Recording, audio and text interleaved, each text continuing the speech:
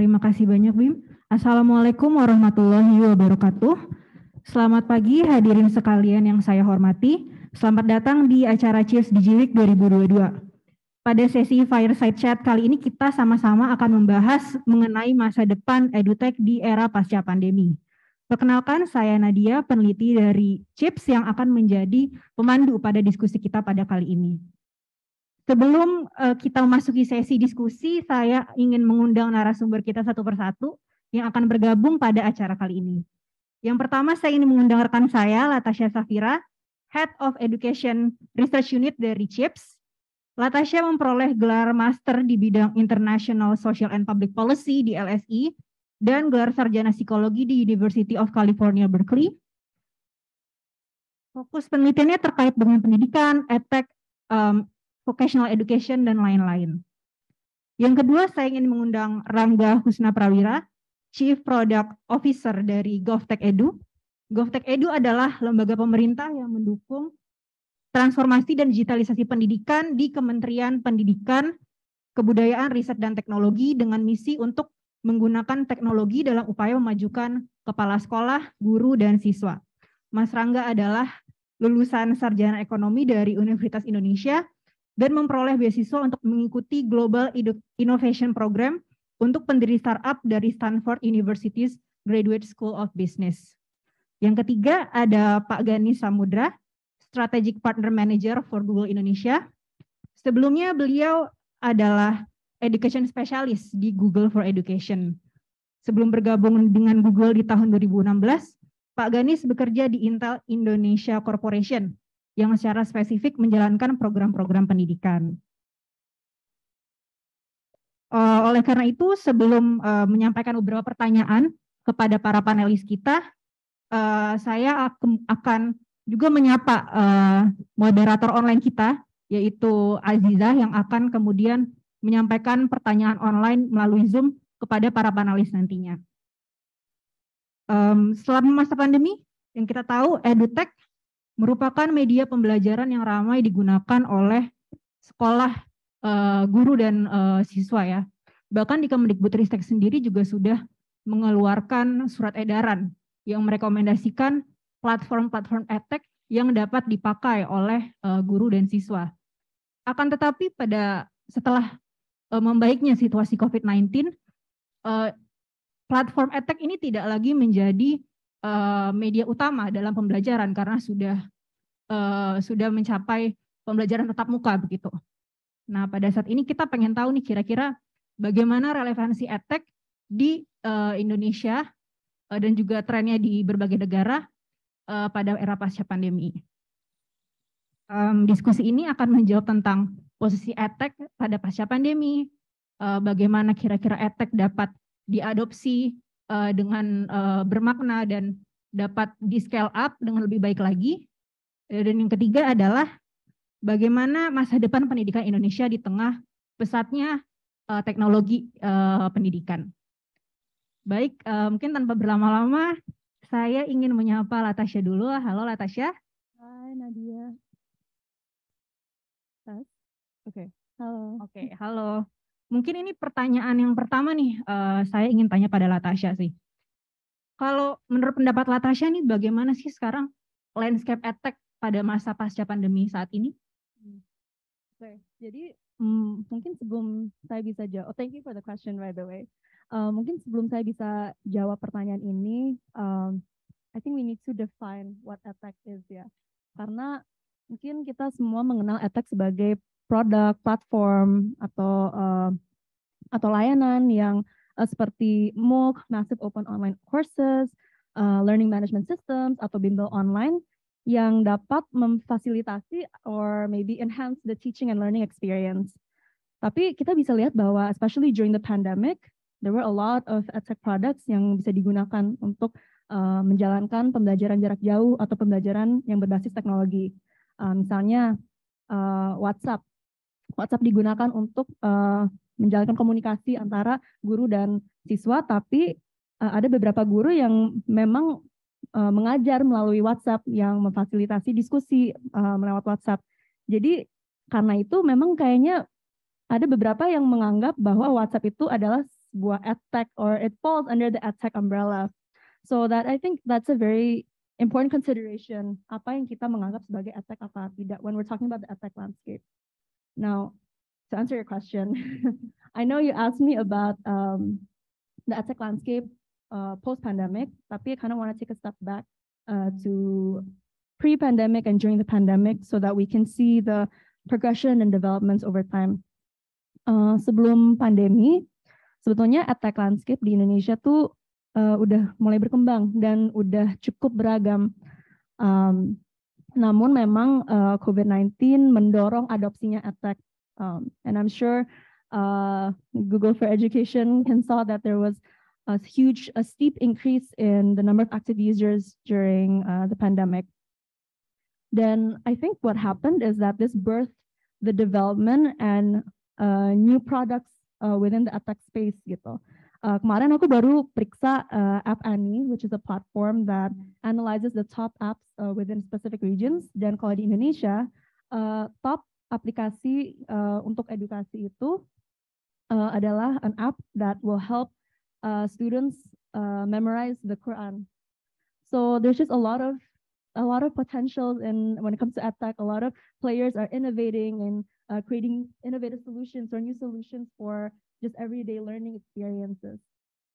Tapi my caveat for this is that from what I've seen is that in edtech landscape in Indonesia, it's mostly catered towards a specific type of user, yaitu siswa yang udah cukup digital native atau udah cukup familiar dengan penggunaan teknologi dalam pendidikannya, atau siswa yang ada akses ke internet yang stabil, atau siswa yang memiliki akses ke perangkat yang diperlukan.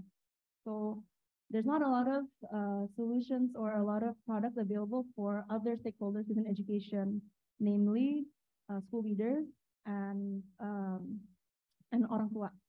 So I have to give a round of applause to Watech for also creating product or solutions or platforms like Merdeka Mengajar, which is a great step forward, and I hope to see that moving forward as we try to move away from the pandemic. Oke, terima kasih banyak paparannya dari Latasha. Jadi kita bisa melihat ya bahwa ternyata sebenarnya potensi edtech ini sangat banyak dan tidak hanya terbatas pada jenjang pendidikan formal aja ya sebenarnya ya. Bahkan tadi Latasha juga mention bahwa ternyata edtech yang paling banyak, yang sangat potensial itu juga terkait dengan memorizing Al-Quran dan lain-lain begitu. Terima kasih banyak paparannya dari Latasha. Mungkin yang kedua saya ingin bertanya kepada Pak Ganis nih gitu. Mungkin tadi juga Latasha sudah refer back ke kondisi pra-pandemi ya, atau juga pas pandemi. Nah ini saya juga pengen tanya nih, menurut pengamatannya Pak Ganis nih sebenarnya apa sih potensi edtech, bagaimana sih sebenarnya edtech itu bisa memperbaiki tantangan-tantangan pada masa pandemi gitu. Kita mungkin bisa lihat ada engagement yang mungkin kurang baik ya antara guru dan siswa pada masa pandemi. Mungkin ada juga permasalahan terkait dengan learning loss gitu. What could have done better gitu jika kita lihat konteksnya sekarang? Baik, terima kasih. Jadi untuk menjawab pertanyaan tadi, ini kita coba membagi situasi saat ini menjadi tiga kondisi misalnya. Satu adalah kondisi di mana kita mengalami full pandemi, di mana kelas atau sekolah tutup sama sekali.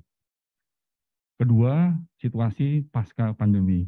Masih ada pandeminya, tapi sudah menurun sehingga setengah pandemi, setengah tidak pandemi. Yang ketiga, situasinya itu adalah full aman, tidak ada pandemi sama sekali. Nah, dari tiga ini, kondisi ini, maka kita harus bisa mengantisipasinya. Nah, pengalaman kami sendiri dari Google for Education Solution itu sebenarnya melihat ada 5 aspek penting, 5 faktor penting untuk menjalankan pembelajaran ini. Untuk ketiga-tiganya tadi. Pertama adalah faktor infrastruktur broadband, internet. Itu penting sekali, karena itu adalah sarana untuk kita tidak berhubungan langsung face to face. Jadi kita melalui sarana namanya internet broadband. Satu. Kedua, harus ada yang namanya platform atau kita sebut sebagai application production application platform itu sendiri. Ketiga, harus ada device. Mau nggak mau ada device. Apapun bentuknya device, bisa handphone, cellular, smartphone, tablet, PC, laptop, dan sebagainya. Yang keempat adalah konten. Harus ada konten pembelajaran itu sendiri. Dan yang kelima, itu ada faktor yang paling penting adalah professional development program, yaitu untuk melatih profesi guru. Dari 5 inilah sebetulnya bisa mengatasi 3 kondisi yang kita sebutkan tadi. Pandemi full, harus full online, murid tidak perlu harus ke sekolah, tidak ada tatap muka, guru juga mengajar tidak perlu harus tatap muka. Kemudian juga yang setengah pandemi, dan yang ketiga sama sekali tidak ada pandemi. Nah, bagaimana mengatasinya tadi? Nah, dari Google for Education pengalaman kami ini ada 3 pilar utama. Yang pertama itu adalah Google for Education Solution memiliki tadi yang disebut dengan platform atau disebut dengan production application platform. Kita menggunakan Google Workspace for Education. Di situ ada komponen kayak untuk sinkronus dan asinkronus, Google Meet, ada Google Classroom, ada collaboration tools seperti Docs, kemudian ada Sheet, ada Slide, dan sebagainya. Terus kemudian juga kita memiliki device yang disebut dengan Chromebook. Ini adalah salah satu device teraman untuk edukasi, di mana device Chromebook ini bisa kita setting untuk sisi security dan keamanan untuk siswa. Yang ketiga, Google sendiri punya satu program namanya Professional Development Program untuk meningkatkan mutu profesi guru. Di situ ada untuk peningkatan Google Educator Certificate, ada level 1, level 2, dan level trainer. Nah, ini semua yang bisa mengatasi situasi yang kita sebutkan tadi. Nah, kemudian bagaimana cara-cara kami mulai pengalaman? Tentunya sosialisasi, kemudian juga melibatkan stakeholders. Stakeholders ini banyak sekali, kepala sekolah, guru, pendidik, orang tua, juga otonomi daerah ya, kepala dinas, mungkin gubernur, bupati, untuk memberikan dorongan penggerak agar mereka menggunakan pembelajaran digital tadi. Nah, sehingga setelah kita melakukan sosialisasi, yang paling utama itu adalah guru. Kebanyakan guru ini adalah kalau kita sebut dengan imigran digital ya. Jadi beda dengan murid. Kalau murid itu adalah native digital, penduduk asli digital kalau murid. Jadi biasanya kalau murid, pengalaman kita kasih device, dia nggak takut. Dia malah senang. Buka, main-main gitu. Tapi kalau guru yang sudah agak sepuh ya, maaf ya, dia takut. Sehingga dia banyak berpikir, ini kalau rusak bagaimana dan sebagainya. Jadi memang yang perlu yang ditekankan adalah professional development program untuk teacher. Nah, kalau ini sudah berhasil, langsung dia praktekkan ke murid, maka murid dengan cepat mengadopsi teknologi ini. Tapi yang paling utama adalah stakeholders, pemimpin otonomi seperti kepala dinas, pimpinan daerah, kepala sekolah, leadership mereka itu harus tetap kita bimbing juga untuk segera mereka menjadi penggerak model dari transformasi edukasi. Mungkin itu sedikit jawaban dari kami. Terima kasih. Terima kasih banyak Pak Ganis. Tadi sangat amat menarik paparan dari Pak Ganis juga ya. Tidak hanya menyebutkan pentingnya guru, kepala sekolah, dan siswa, tapi juga ada pemerintah daerah ya Pak ya, serta juga orang tua untuk bisa membantu dalam upaya mengadopsi edtech dengan lebih baik lagi begitu. Mungkin nanti kita akan bisa discuss itu dengan lebih baik lagi. Yang kedua, pertanyaan ketiga yang ingin saya tanyakan itu adalah kepada Mas Rangga ya, pada Rangga. Mungkin terkait dengan program yang ada di GovTech Edu sendiri.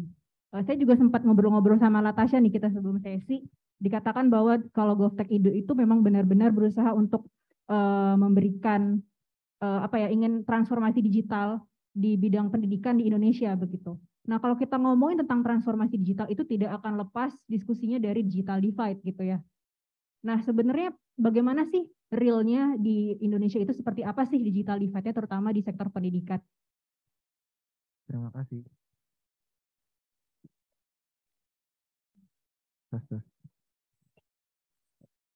Iya, Untuk saat ini memang apalagi setelah adanya pandemi, kita mengalami satu fenomena yang disebut dengan learning loss, terutama dengan adanya perubahan akses yang berbeda-beda di awal-awal pandemi ya. Tidak semua siswa atau mahasiswa atau bahkan guru punya akses ke internet. Itu mungkin yang pertama yang harus kita acknowledge dulu. Learning loss ini adalah salah satu prioritas utama yang bahkan sekarang sedang dibicarakan sebagai agenda G20. Ini bukan hanya sebuah fenomena yang dialami oleh Indonesia, tapi juga oleh negara-negara lain. Nah, tapi di satu sisi pandemi ini juga membawa kesempatan karena adopsi dari teknologi yang tadinya secara awareness, dari secara acceptance itu lumayan banyak challenge-nya. Sekarang ibaratnya terpaksa gitu. Banyak dari transformasi ini harus terjadi dan ibaratnya hampir nggak ada pilihan. Jadi walaupun tadi di satu sisi ada learning loss yang itu menjadi PR untuk kita semua, bagaimana kita mempercepat mengakselerasi agar anak-anak yang mengalami learning loss ini kemampuannya semakin bisa catch up gitu ya. Tapi yang di satu lagi bukan hanya catch up, banyak dari policy-policy Merdeka Belajar fokusnya justru kepada leapfrog gitu. Kita melihat kemana sih arah dari perkembangan dunia dalam hal pendidikan dan bagaimana teknologi dapat membawa peran. Kemudian policy-policy ini bukan hanya dilihat dari hal-hal yang mungkin selama ini dilihat ya kayak bagaimana nilai PISA skor kita rendah atau kayak secara nilai compare to negara-negara OECD gitu ya. Itu pastinya menjadi salah satu indikator, tapi yang membuka mata kita semua dalam melihat pendidikan itu banyak sekali indikator-indikator yang ini kayak tip of the iceberg gitu. Di atas yang banyak dibicarakan itu yang kelihatan gitu ya adalah apa sih test scores, ya kan. Kemudian angka partisipasi kasar. Kemudian kita ngelihatnya jumlah lulusan gitu. Sehingga banyak dari pandangan bahwa edtech itu seolah-olah hanya bisa memecahkan masalah-masalah yang kelihatan itu gitu ya.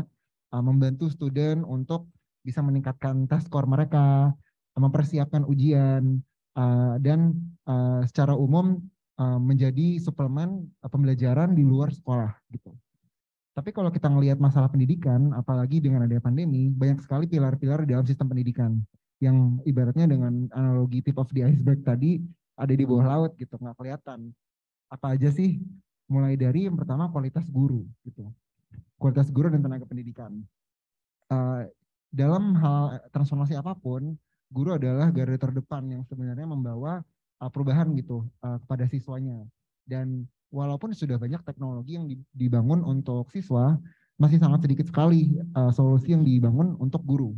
Padahal guru adalah profesi yang sangat kritikal dalam meningkatkan skill mereka untuk mengajar, apalagi banyak sekali perubahan-perubahan baru yang terjadi di administrasi ini. Contohnya dengan adanya kurikulum Merdeka yang baru di-launch di bulan April lalu, kurikulum ini sebenarnya agak mirip gitu ya dengan IB, banyak project-based learning, kemudian menghapuskan IPA-IPS untuk SMA dan lain-lain.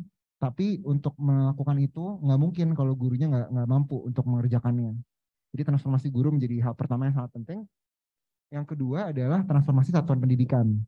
Dalam hal ini, selama ini kalau kita ngomongin pendidikan sangat kental, kita harus membantu studentnya.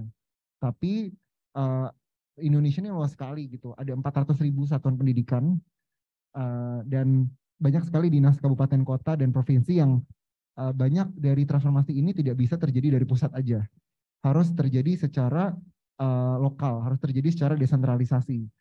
Jadi mungkin pilar yang kedua dari adanya upaya untuk menjembatani divide tadi adalah dengan mentransformasi satuan pendidikan, sekolah, kepala sekolah, perangkat sekolah, mulai dari beberapa policy kita sudah menggantikan ujian nasional dengan asesmen nasional, dan pertama kali akhirnya sekolah itu bisa punya conversation tentang bagaimana mereka performing gitu, dari indikator numerasi, indikator literasi, maupun survei lingkungan belajar.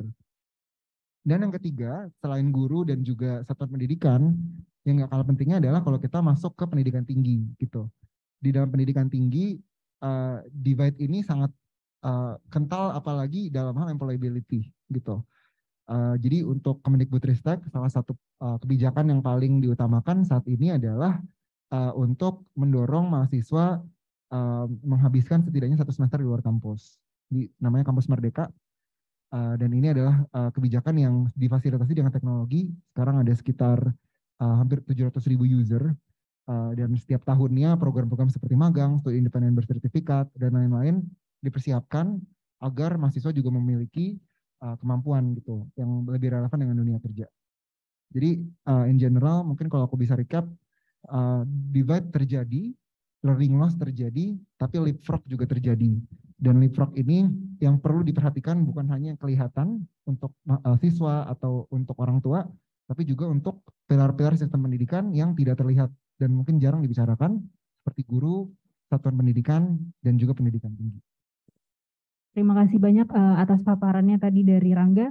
Jadi sangat amat menarik dan saya juga melihat memang ada seperti apa ya, hidden facts sekali ya yang orang-orang tuh nggak tahu bahwa sebenarnya untuk membangun sistem pendidikan yang baik, untuk transformasi pendidikan itu kita perlu sangat amat mensupport guru, tenaga pendidik. Kita harus nggak cuman sekedar engagement antara guru dan siswa pada dunia maya saja sebenarnya, tapi ada hal-hal di balik itu yang kita perlu acknowledge, kita perlu aware dan kemudian bisa membantu pelaksanaan transformasi pendidikan. Dan tadi juga menarik banget karena tadi Pak Ganesh juga mention kan bahwa ternyata guru adalah memang garda terdepan dan juga tadi sudah dimention juga oleh Rangga begitu. Jadi memang ternyata dari dua paparannya tadi memang guru itu punya tempat yang sangat amat penting, fundamental dalam transformasi pendidikan gitu. Jadi tidak cuma edtech-nya aja sebagai platform ya, tapi juga gurunya, orang yang mengoperasikannya itu sangat amat penting dan yang mana peran guru ini akan diharapkan itu bisa membantu siswanya juga begitu dalam hal transformasi pendidikan. Baik, terima kasih banyak Rangga. Dan dari tadi kita udah ngomongin tentang pendidikan di Indonesia gitu ya. Tapi kita pengen tahu nih mungkin dari Latasha, kira-kira sebenarnya perkembangan edtech di berbagai negara itu seperti apa sih? Ada nggak sih mungkin best practices yang bisa diadopsi oleh edtech di berbagai negara yang mana mungkin kita bisa pelajarin untuk bisa membangun Indonesia dengan lebih baik lagi gitu di sistem pendidikannya. Terima kasih Nadia. Jadi seperti yang saya sebutkan sebelumnya, memang sekarang perkembangan edtech it was pushed by the COVID-19 pandemic and it's happening as fast as ever currently. Dan yeah, it's similar things are happening abroad. Di luar negeri pun perkembangan edtech itu ya semakin cepat sekarang. Dan I see three things happening because with the presence of edtech di luar negeri. Yang pertama memang di higher education. Sekarang baik banget atau baik sekali kuliah di luar negeri yang that offers more online options, yang memberi kesempatan buat mahasiswa untuk menyelesaikan sarjananya online atau untuk mengambil mata kuliahnya online. Dan bahkan sekarang banyak mahasiswa yang mengambil kuliahnya secara part-time online agar mereka juga dapat pengalaman kerja at the same time gitu. Nah, yang kedua yang saya lihat bahwa banyak edtech players di luar negeri yang ingin memperluas layanannya dengan cara menggunakan teknologi yang lebih canggih seperti augmented reality or virtual reality. Kita bisa lihat dari Meta yang ingin membuat metaverse yang cocok atau that's applicable in the education space. Jadi sekarang Meta is creating a metaverse that is that can be useful and can enhance the learning experience for students everywhere all around the world. Yang ketiga, saya juga lihat bahwa banyak sekolah yang memanfaatkan the fact that they have a lot of data with the use of edtech. Jadi sekarang mereka dapat dapat mengadopsi sistem atau praktis pengambilan keputusan yang lebih berbasis data untuk school management, untuk meningkatkan school management mereka. And in Indonesia, we have Rapor Pendidikan, which means that Indonesia is actually on the right track when it comes to learning from whether it's learning from other countries or just adopting best practices or how we can really utilize EdTech in the best way possible or in a way that is very advantageous for the development of education in Indonesia. Tapi again, another thing we have to really consider or we have to pay attention to is the fact that there's also an increase in cybercrime when it comes to EdTech. Jadi all over the world, termasuk di Indonesia, sudah ada beberapa kasus di mana ada data personal datanya user itu dijual atau disalahgunakan. And what's concerning atau apa yang membahayakan adalah the fact that kalau di EdTech, most of the users adalah anak atau yang di bawah umur. Sayangnya ya sekarang undang-undang PDP masih belum disahkan. So I want to echo what Ibu Amalina said before, that another way we can counter cybercrime is through meningkatkan literasi digital anak-anak. So when you ask me about best practices, one organization that actually comes to mind is the Omar Dengo Foundation in Costa Rica. So we recently connected with the Omar Dengo Foundation and learned that they've really set up a system and a curriculum to map out how digital literacy evolves when you're from primary school to SD sampai SMP atau SMA. Jadi I think those kinds of little details we can definitely start applying, really focusing on how in SD mungkin selain kita belajar bagaimana kita bisa menggunakan komputer, kita juga memberikan atau mengajar keterampilan berpikir kritis, critical thinking, how they can keep questioning the information that they're given, so that lama-lama mereka rentan terhadap hoax dan juga cybersecurity, dan mereka jadi lebih aware dan lebih hati-hati kalau mereka dalam situasi yang dimana mereka harus memberi personal information. Baik, terima kasih banyak Kak Tasya. Jadi ternyata memang banyak arah EdTech itu sudah sangat berkembang ya sejak sebelum dan pada masa pandemi lagi. Kita juga tahu sekarang udah ada metaverse. Saya juga sempat baca artikel bahwa ternyata bahkan di Indonesia sendiri sudah ada beberapa universitas yang memang pengen pakai metaverse gitu ya. Pertama mungkin juga sangat menarik kalau kita lihat kaitannya di vocational education gitu. Jadi mungkin anak-anak students itu bisa praktik gitu di metaverse gitu ya. Mungkin bisa lebih cost efektif mungkin, atau mungkin bisa lebih gampang, mereka bisa nggak mesti datang ke kampusnya tapi bisa coba praktek via laptop mereka atau bagaimana gitu. Dan juga menarik banget yang tadi disampaikan oleh Natasha adalah meskipun arah perkembangannya itu sudah sangat berkembang begitu, tapi kita perlu acknowledge bahwa kita perlu equip the students ya with digital literacy gitu. Jadi di satu sisi perkembangannya juga semakin positif, tapi kita sebagai manusia itu juga bisa menavigasikan dunia digital itu dengan lebih baik lagi gitu ya, untuk kemudian bisa memaksimalkan potensi-potensi yang ada di dunia digital dan bisa bermanfaat juga bagi pendidikan dan bagi kita ke depannya gitu. Terima kasih banyak Kak Tasya. Mungkin yang selanjutnya saya ingin tanya ke Pak Ganis nih gitu. Mungkin Pak Ganis juga sudah banyak sekali berkutat di proyek-proyek pendidikan di Google for Education juga, terkait dengan membantu siswa, guru, dan kepala sekolah ya untuk bisa mengintegrasikan teknologi di sekolahnya begitu, di pembelajarannya.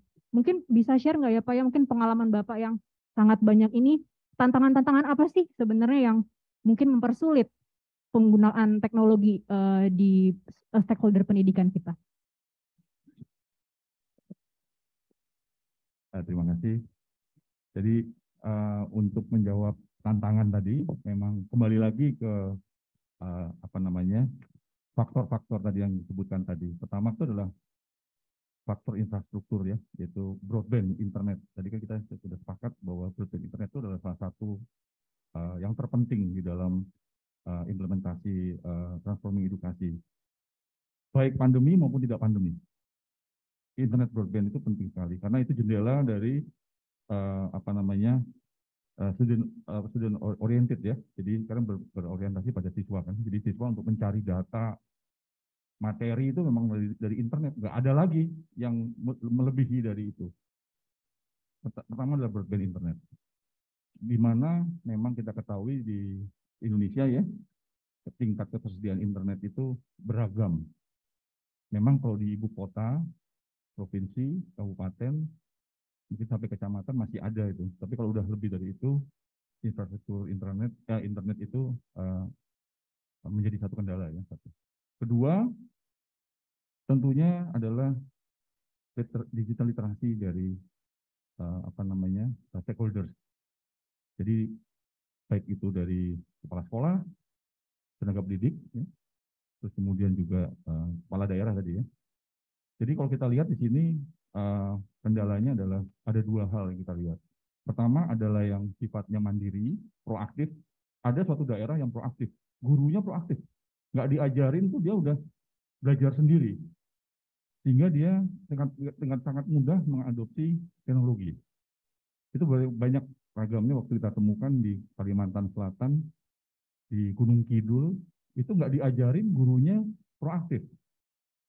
Sehingga pada waktu dia pandemi, itu otomatis dia bisa mengantisipasi sekolahnya. Nah, kemudian juga kepala sekolahnya. Ada kepala sekolah yang cuek, ada. Tapi ada juga kepala sekolah yang sangat concern. Kepala daerah juga ada. Kepala dinas juga ada yang concern sekali. Sehingga itu mempercepat proses transforming edukasi di suatu daerah. Terus kemudian, jadi kembali lagi tentang device tadi ya. Tentu device juga menjadi salah satu kendala juga. Karena kalau nggak ada device juga nggak bisa mengakses gitu. Internetnya ada, device-nya nggak ada. Jadi device itu juga salah satu problematik juga gitu. Jadi pengalaman-pengalaman kita ini nanti tadi itu akhirnya bagaimana mengantisipasi tersebut. Kita ada program-program kerjasama dengan misalnya Kementerian Pendidikan dan Kebudayaan, yaitu dengan melakukan kegiatan BIMTEK misalnya gitu, bimbingan teknologi, sosialisasi, yaitu dengan cara bagaimana mengajak guru-guru tadi agar mengerti terhadap penggunaan teknologi di edukasi. Kemudian juga menciptakan atau membuat penggerak-penggerak gitu. Tadi yang seperti yang dikatakan tadi, ada guru-guru yang udah mandiri tadi, pandai tadi itu, kita jadikan model, contoh untuk teman-temannya. Jadi kayak semacam pengimbasan gitu kalau dari istilah Kementerian Pendidikan itu sebenarnya, ayo ini harus diimbas nih. Jadi kalau guru yang udah dilatih, dia harus melatih lagi satu guru 10 misalnya atau 20. Jadi kalau misalnya gurunya 1000, berarti kita dapat bonus 20.000 guru yang terpaparkan teknologi tadi. Terus kemudian kita bikin duta-duta ya, duta-duta teknologi tadi ya, edukasi seperti kapten, ko-kapten di masing-masing kabupaten, yang akhirnya bisa membantu peningkatan digital literasi dari masing-masing tenaga pendidik atau guru. Terus yang paling penting itu adalah tadi stakeholder sama leadership di daerah tersebut juga, sekolah, kepala sekolah, kepala daerah. Kadang-kadang kita juga meminta bantuan kepada kementerian, gitu dong. Misalnya Ibu Direktur, Pak Direktur, ada nggak sih kepala dinas atau kepala daerah yang visioner, yang adaptif terhadap teknologi digitalisasi pembelajaran? Oh ada, daerah sini, daerah ini, daerah sini. Nah, kadang-kadang dari situ kita mulai melakukan sosialisasi dan akhirnya model ini bisa menjadi contoh ke tetangga-tetangga kabupaten dan sebagainya. Jadi harapannya memang tidak mudah bahwa perubahan ini akan terjadi, tapi kita terus jalankan. Nah, tadi saya belum menjawab tentang learning loss tadi ya. Benar kata Mas Angga tadi, learning loss pasti ada. Tapi kembali lagi yang pernah kita dapat pengalaman, selama 5 faktor tadi ada, komplit, tidak terjadi learning loss ternyata. Learning loss itu kan karena nggak ada sarana, dia nggak bisa ketemu, gurunya nggak bisa ngajar, muridnya nggak bisa dapat pembelajaran. Tapi kalau 5 faktor tadi ada, seperti broadband internet ada, kemudian device-nya ada, platformnya ada, kontennya ada, gurunya juga siap terhadap adaptasi terhadap teknologi, learning loss nggak akan terjadi. Dan itu ada kita contohnya. Nanti bisa offline, saya tunjukkan satu sekolah yang tidak mengalami learning loss selama pandemi. Ada contohnya, dan kita bisa buktikan, dan mereka menggunakan platform kami, yaitu Google Workspace for Education, malah peningkatan nilai-nilainya tinggi. Karena katanya konsentrasi sekolahnya itu pada waktu online, itu tinggi.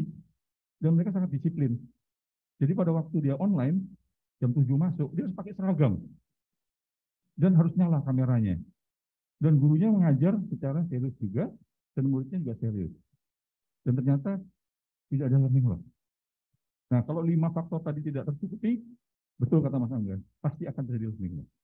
Demikian kira-kira mungkin bisa menjadi sharing. Terima kasih. Terima kasih banyak Pak Gani, sangat amat menarik ya. Ternyata saya juga baru tahu ada sekolah yang tidak mengalami learning loss ya. Berarti memang kita bisa dapat simpulkan bahwa sebenarnya kita perlu memenuhi aspek-aspek tadi yang sudah disebutkan oleh Pak Ganis untuk bisa menciptakan transformasi pendidikan, learning kondisi pembelajaran yang kondusif begitu di masing-masing sekolah. Tadi sangat amat menarik Pak Ganis, mungkin nanti kita bisa discuss lebih banyak terkait itu.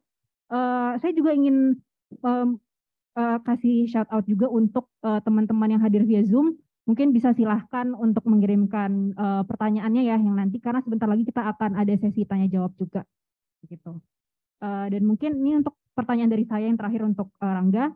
Mungkin Rangga sebagai perwakilan dari GovTech Edu ini pengen tanya sih, kira-kira sebenarnya ke depannya atau mungkin sekarang tuh polisi strategis tentang transformasi pendidikan itu seperti apa sih gitu, mungkin bisa dijelaskan sekarang dan mungkin forecast ke depannya gimana gitu. Makasih. Ada banyak banget sebenarnya di periode ini. Cuman mungkin saya akan cerita aja beberapa selected examples gitu. Mungkin yang pertama tadi kita bahas lanjutan lagi tentang transformasi guru. Jadi transformasi guru ini salah satu pilar paling penting dari pemerintahan ini. Dan transformasi guru ini sebenarnya fokusnya kepada yang pertama itu penggerakan guru-guru yang memang paling sudah termotivasi dan mereka akan melalui sebuah program yang sangat intensif yang disebut dengan guru penggerak. Jadi guru penggerak ini adalah salah satu pilar utama karena kita percaya tesisnya perubahan itu harus dimulai dari orang-orang yang sudah tergerak dulu gitu. Nah, ada policy baru di mana guru di kedepannya kepala sekolah haruslah adalah alumni guru penggerak. Gitu. Jadi memang kepala sekolah ini juga sama pentingnya gitu ya dengan guru di mana mereka memimpin dan memberikan contoh gitu role model bagi sekolahnya, menggerakkan banyak program-program dan jadinya kami sekarang sedang fokus untuk mulai pengangkatan guru penggerak alumni untuk menjadi kepala sekolah gitu. Jadi banyak training yang sedang dilakukan dan banyak juga persiapan untuk pemilihan yang lebih adil gitu. Karena sebelumnya pemilihan kepala sekolah ini lumayan sporadik gitu ya, prosesnya nggak transparan dan lain-lain, dan sekarang kita ingin merubah itu. Yang kedua dari guru itu adalah diluncurkannya platform Merdeka Mengajar. Jadi platform ini adalah aplikasi mobile di Android yang membantu guru untuk bisa belajar, mengajar, dan juga berkarya. Jadi sebagai guru mereka bisa mengakses materi pembelajaran, pelatihan mandiri, kemudian toolkit untuk mengajar, dan juga asesmen. Dan yang paling penting adalah karena seluruh kegiatan mereka di dalam aplikasi ini terrecord, jadi ke depannya kenaikan pangkat guru dapat terjadi secara lebih data driven gitu. Guru-guru juga sudah mulai menjadi kreator dan kami sangat mendukung adanya komunitas antar guru. Jadi pembuatan bukti karya dalam bentuk video, guru bisa belajar satu sama lain. Itu adalah prioritas utama yang ada di dalam aplikasi Merdeka Mengajar. Nah, harapannya ke depannya itu tidak hanya semakin banyak pengguna, tapi juga semakin dalam engagement gitu dari guru-guru ini dalam membuat konten, dalam menyelesaikan pelatihan mandiri, dan eventually dalam membuat dalam menyelesaikan proses untuk kenaikan pangkat gitu yang lebih transparan. Saat ini ada sekitar 1,2 juta download dari launch di bulan Februari. Jadi perkembangannya lumayan cepat dan fokusnya sangat grassroots gitu ya, guru-guru saling menginspirasi satu sama lain gitu. Yang ketiga, yang terakhir mungkin dari sisi guru ini adalah untuk bagaimana kita bisa membangun capacity building agar guru-guru ini dapat melakukan akselerasi untuk implementasi kurikulum merdeka. Dan kurikulum merdeka ini adalah kurikulum yang banyak sekali transformasinya di dalamnya, tapi at the same time juga tidak semua guru memiliki pemahaman yang sama gitu tentang kurikulum merdeka. Jadi kemarin sebenarnya kita buka secara pilot siapa yang mau daftar gitu untuk implementasi kurikulum merdeka. Target kita sebenarnya hanya 20.000 sekolah. Ternyata yang daftar ada 142.000 sekolah. Dan of course ini kalau ngomongin pendidikan banyak sekali operations issue gitu ya. Gimana kita bisa make sure buku terdistribusi dengan baik, kurikulum yang ada juga sudah adjusting dengan materi pengajaran gitu. Jadi perjalanannya masih panjang untuk benar-benar make sure kurikulum merdeka ini bisa terimplementasi di seluruh satuan pendidikan. Ini akan bertahap. Tapi harapan kami kurikulum ini akan menjadi sebuah pendorong utama dari transformasi guru, di mana guru-guru yang memang sudah memiliki pandangan yang terbuka, yang maju tentang project based learning, tentang profil pelajar Pancasila, tidak harus melakukan itu secara mandiri, tapi memang difasilitasi oleh kurikulum yang mendukung values-values itu gitu. Seperti contohnya nanti mungkin teman-teman kalau tertarik mau lihat salah satu visi pendidikan Indonesia 2045 yang didukung melalui aplikasi Merdeka Mengajar adalah menciptakan differentiated learning dari guru. Jadi student centered learning gitu ya, tidak lagi berfokus kepada materi tapi berfokus pada siswa. Dan memang sangat mengedepankan yang namanya profil pelajar Pancasila. Jadi ada 6 profil pelajar Pancasila ini, mulai dari berakhlak mulia, critical thinking, independent, kreatif, mandiri, dan berkebinekaan global gitu. Itu mungkin tadi sedikit tentang transformasi di bidang guru dan tenaga kependidikan.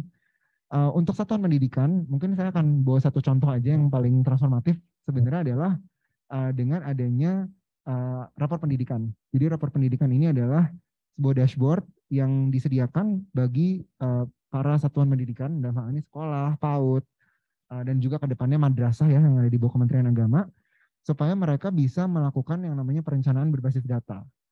Nah, mungkin kalau pernah dengar dana BOS selama ini kan sebelum pemerintahan ini disalurkannya melalui pemerintah daerah. Kemudian pemerintah daerah yang menyalurkan ke sekolah. Tapi mulai pemerintahan saat ini di bawah Mas Menteri, penyaluran dana BOS langsung ke satuan pendidikan dan kita juga dukung melalui beberapa produk gitu seperti ARKAS, aplikasi rencana keuangan dan anggaran sekolah, SIPLAH, sistem informasi pengadaan sekolah, jadi bisa belanja langsung di marketplace gitu ya. Dan tadi dengan adanya rapor pendidikan, data-data tentang indikator pendidikan di dalam sebuah satuan pendidikan atau di bawah daerah dinas harusnya bisa menjadi landasan gitu, jadi foundation. Kalau saya mau merencanakan sebagai kepala sekolah, kebutuhan anggaran sekolah atau kebutuhan transformasi sekolah saya, baseline-nya apa sih gitu. Baseline-nya berarti kan tadi adalah indikator-indikator pendidikan sekolah saya ini rapornya gimana? Rapornya merah, hijau atau kuning gitu. Gitu. Jadi tadi untuk transformasi pendidikan, yang terakhir untuk pendidikan tinggi gitu, pendidikan tinggi dan pendidikan vokasi. Tadi kita bicara sedikit tentang Kampus Merdeka, tapi sebenarnya juga ada beberapa kebijakan yang jadi satu paket gitu di bawah Kampus Merdeka ini. Selain pilar salah satunya soal menghabiskan 6 bulan di luar kampus sebagai sarana utama untuk mendapatkan pengalaman di luar kampus. Ada juga misalnya program Kedaireka, ini kita budgetnya sampai triliunan untuk mengencourage universities untuk punya projects gitu atau research dengan industri. Dan yang terakhir yang sedang digodok juga adalah praktisi mengajar. Jadi praktisi mengajar ini salah satu KPI-nya adalah bagaimana kita bisa membawa sebanyak-banyaknya professionals untuk mengajar di dalam kampus. Terutama untuk materi-materi pengajaran yang memang emerging dan dunia akademik mungkin masih belum matang gitu pembuatan materinya. Jadi saat ini praktisi mengajar ini di kick off kemarin, kita niatnya hanya pilot, ternyata ada 25.000 praktisi yang sign up, dan ini membuktikan bahwa sebenarnya di Indonesia democratizing learning dari siapapun, untuk belajar dari siapapun di tingkat pendidikan tinggi dan pendidikan vokasi memiliki potensi yang sangat besar gitu. Dan disinilah mungkin jadinya penggunaan teknologi akan banyak menjadi fokus kita gitu ke depannya. Karena kalau ngomongin pendidikan tinggi, kita ngomongin 9 juta mahasiswa gitu ya, yang mana keadaan mereka berbeda-beda. Dan sebenarnya siapapun, mulai dari orang yang kuliah di Universitas Cenderawasih misalnya di Papua, sampai di Syia Kuala misalnya di Aceh gitu, mereka punya hak yang sama sebenarnya untuk dapetin pendidikan yang layak. Jadi mungkin tiga itu tadi ya, dari transformasi kebijakan di guru, di satuan pendidikan, dan juga di pendidikan tinggi. Tapi all in all, semua transformasi ini ada di bawah ibaratnya pilarnya Merdeka Belajar. Mereka belajar, salah satu mission utamanya adalah memang creating irreversible transformation to improve student learning outcomes. Jadi memang harapannya dalam waktu yang singkat ini, 5 tahun pemerintahan ini, kita bisa menciptakan transformasi-transformasi yang sulit untuk di reverse lagi, sulit untuk dikembalikan, dan memang fokusnya tetap student learning outcomes, walaupun media transformasinya bisa melalui guru, satuan pendidikan, atau melalui universitas. Terima kasih. Banyak Rangga tadi sudah sangat amat komprehensif ya. Tapi mungkin kita langsung ke sesi selanjutnya saja, yaitu ada sesi Q&A. Yang pertama saya ingin menanyakan pertanyaan yang dari Zoom terlebih dahulu. Mungkin ini bisa ke Rangga dulu, nggak apa-apa ya Rangga, walaupun tadi udah habis pemaparan juga. Mungkin yang tanya ini dari Hanif Syuhada. Beliau bertanya, disebutkan pada post-pandemic era, guru dan siswa itu harus mampu beradaptasi dengan sistem teknologi gitu.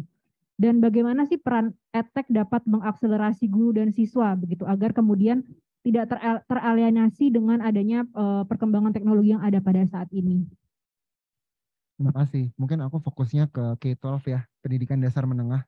Jadi banyak sekali riset sebenarnya yang bilang untuk pendidikan dasar menengah, teknologi ini seperti dua mata pisau. Kalau diberikan langsung kepada student. Di satu sisi, jika penggunaannya sangat intensif dan disiplin, dapat membawa dampak yang sangat besar.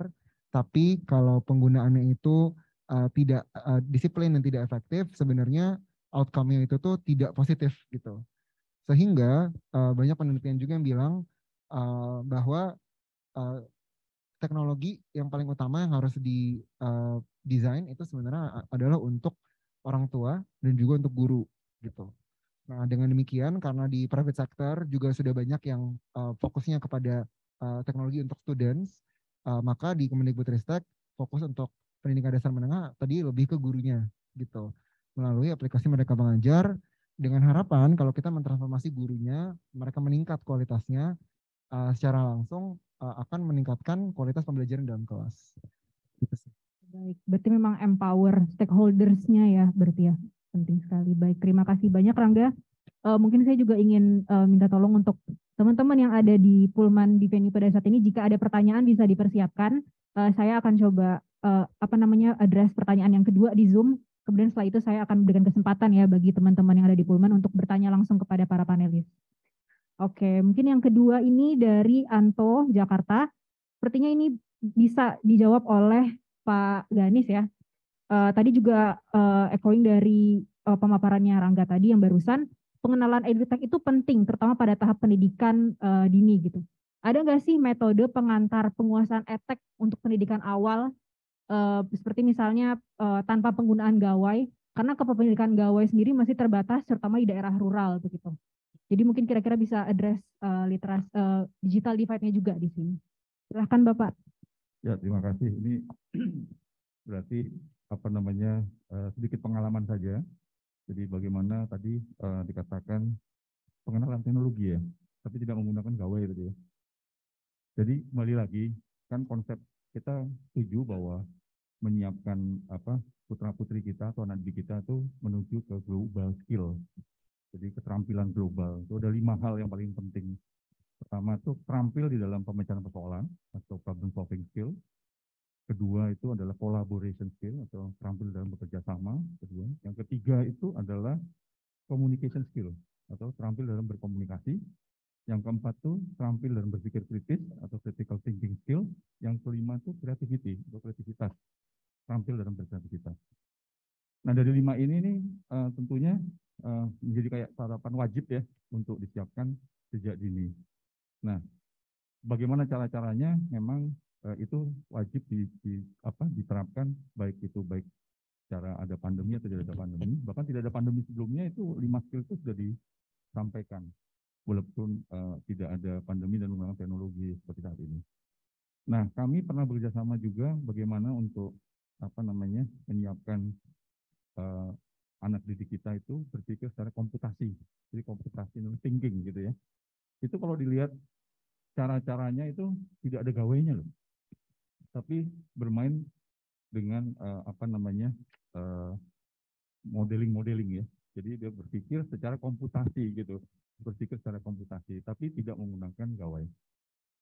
Nah, yang pernah kami lakukan itu bersama dengan satu institusi, ya, kita berikan pembelajaran computational thinking tadi kepada guru-guru pendidik, dan itu nantinya juga diberikan kepada siswa-siswa bagaimana berpikir secara komputasi, walaupun memang tidak menggunakan gawai, tapi menyiapkan mereka berpikir secara praktis gitu ya, terus logical thinking tadi, sehingga menyiapkan mereka lebih adaptif terhadap percepatan berpikir kelima tadi. Nah, itu yang pernah kami lakukan dari Google for Education sendiri. Tidak serta-merta harus dikasih gawai, kasih internet, terus disuruh terjun langsung kepada modern learning gitu ya. Tapi itu bisa dipermanfaatkan di awal juga sebelum mulai masuk ke dalam adaptasi teknologi. Dan itu ternyata bisa bermanfaat cukup bagus terhadap pendidik dan anak didik kita. Kalau untuk di Google for Education sendiri ada kita namanya Internet Awesome. Internet Awesome-nya adalah satu program untuk anak-anak sekolah PAUD ya. Bagaimana menyiapkan mereka di dalam akses ke internet. Jadi internet itu memang banyak hal-hal yang perlu diantisipasi bahayanya. Nah, kita ada satu game yang permainan yang harus didampingi orang tua atau guru, sehingga untuk mengajarkan anak sedini mungkin itu di dalam masuk ke dunia internet. Itu ada, sudah dibahas Indonesia kan, itu bisa diakses, bisa dilihat, namanya Internet Awesome.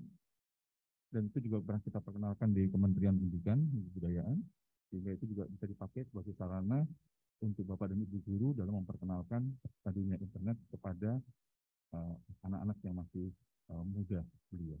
Itu mungkin bisa menjawab pertanyaannya ya. Terima kasih. Terima kasih banyak Pak Ganis. Jadi memang cara berpikirnya ya yang perlu dires untuk anak-anak usia jenjang pendidikan dini dan SD gitu.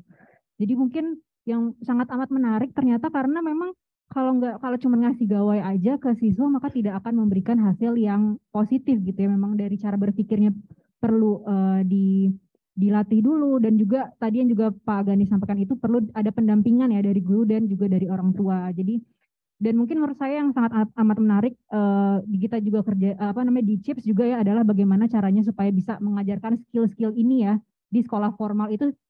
Caranya best practice-nya seperti apa sih gitu, karena mungkin kalau kita bisa bilang selama ini trennya adalah kalau di pendidikan kita mungkin masih memorizing, belum banyak collaboration, problem solving-nya juga mungkin belum terlalu mendalam gitu. Dan saya juga melihat trennya adalah pada masa pemerintahan sekarang hal-hal tersebut pengen berusaha untuk diadres, tadi juga sudah disinggung oleh Rangga juga. Jadi sangat amat menarik dan semoga saja inovasi-inovasi dan program-program pemerintah juga bisa pada masa yang akan datang akan bisa yield hasil yang lebih baik begitu. Oke, mungkin saya ingin menyapa teman-teman yang ada di Pullman. Apakah ada pertanyaan? Silakan, saya yakin banyak banget hal yang bisa disinggung, bisa ditanyakan karena sudah banyak sekali aspek-aspek yang disampaikan oleh para partisipan. Apakah ada pertanyaan? Oke, silahkan.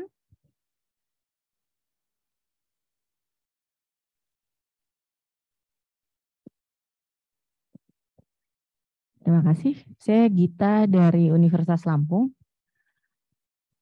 Di kampus kita juga punya LMS tentu saja kan, tapi juga secara nasional atau internasional juga harus tetap mendorong munculnya edtech ini kan, which is artinya banyak aplikasi dan juga banyak channel-channel lain yang memungkinkan terjadinya proses pembelajaran. Ya, especially for higher education, belum lagi yang tadi Mas Rangga bilang kampus Merdeka gitu. Nah, sebetulnya bagaimana atau ada rekomendasi nggak gitu ya?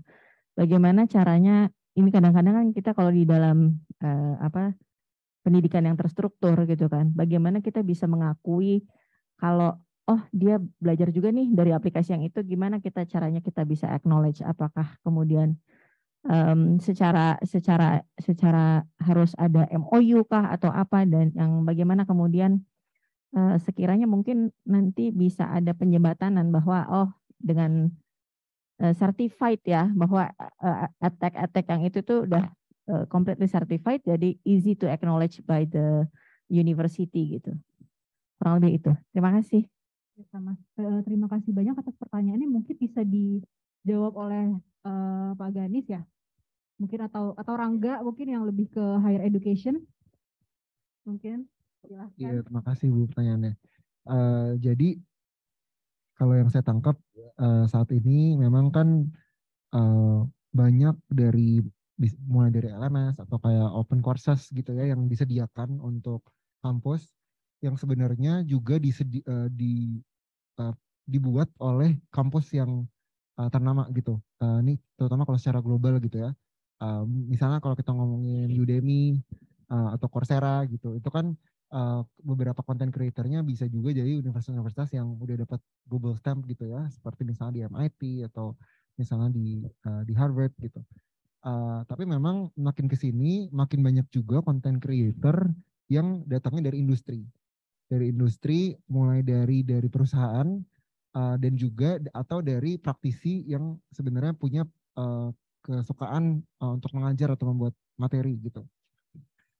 Jujur aja kalau di Kementerian Pendidikan mungkin dari Direktorat Pendidikan Tinggi dan Riset dan Teknologi ini jadi area yang masih lumayan nascent gitu ya, masih lumayan early dan kita melihat sebenarnya kalau dari policy dari Mas Menteri lumayan radikal gitu ya, kepengennya semua materi-materi apapun itu yang sifatnya bermanfaat, lumayan ada industri link and match-nya, ya dikasih aja SKS gitu kan.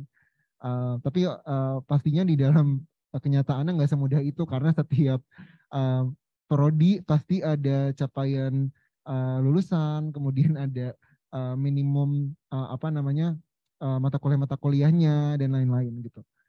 Kalau saya ngelihat dengan adanya ini sebenarnya benar-benar tergantung dari masing-masing lembaga pendidikan tinggi yang menyikapinya gitu ya. Karena kalau mau dilihat beberapa dari cara mengukur standarisasi pendidikan tinggi itu tuh memang ada beberapa constraint, misalnya di standar nasional dikti gitu ya, di mana lulusan memang harus 144 SKS, harus dari dosen dan lain-lain. Menurut saya pasti butuh waktu untuk merubah beberapa kebijakan ini, dan ini menjadi salah satu yang sedang dikerjakan juga gitu di dalam kementerian. Tapi selain itu mungkin yang good news-nya adalah banyak kampus-kampus yang sebenarnya udah lebih open gitu untuk melakukan itu. Nah, mungkin challenge-nya nih yang jadi PR mungkinnya buat kita di kementerian juga adalah gimana biar standarisasi atau sertifikasinya dari online course ini bisa diakui kali ya oleh kampus-kampus.